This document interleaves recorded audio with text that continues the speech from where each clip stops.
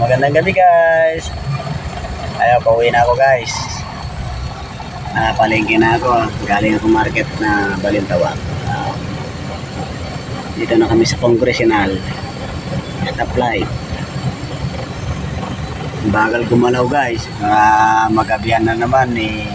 Wala nang tulog na naman. Konti na lang ang tulog natin. Tsaga-tsaga lang talaga. Matumal ngayon. Mahal pa mga bilihin, mataas. Si kuya, driver ko. Dahil kuya, kababayan namin Ilocano. Basta Ilocano talaga, mga guwapo. Lapitin ng mga chicks. Ang kasabihan ng matatanda, ewan ko lang kung totoo. Totoo ba kuya? Totoo yan. Ayun, inaamin na rin ni kuya. Ayun, ang katotohanan na. Ayan, sa wakas guys, ay gumo na. Kakarating naman siguro tayo ng maaga.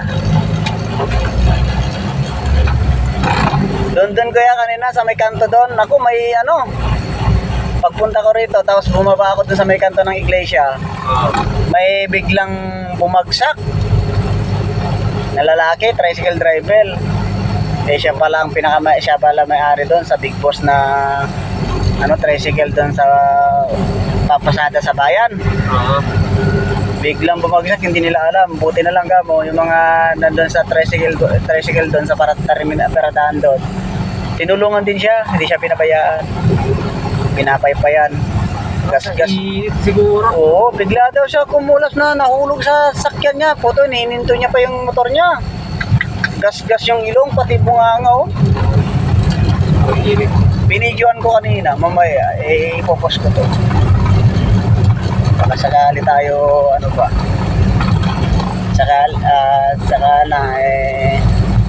marami din makakapanood para lalago din tong vlog natin.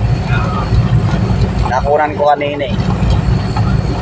Ganun ako dati yung dumaan doon na nagtitinda ng balot. Ito dati kuya to, nilalakad ko to. Nangikot-ikot ko yan hanggang Visayas Avenue doon. Hanggang dito, inikot ko din yan. Tinda ko ng balot. Bali, ang dala ko, 150. Doon tayo dadaan kuya sa Barangay. Oo. Binubuhat-buhat ko lang yung kuya. Dating init. Ay minsan di maiwasan, matumal din. Dagdagan ko na lang.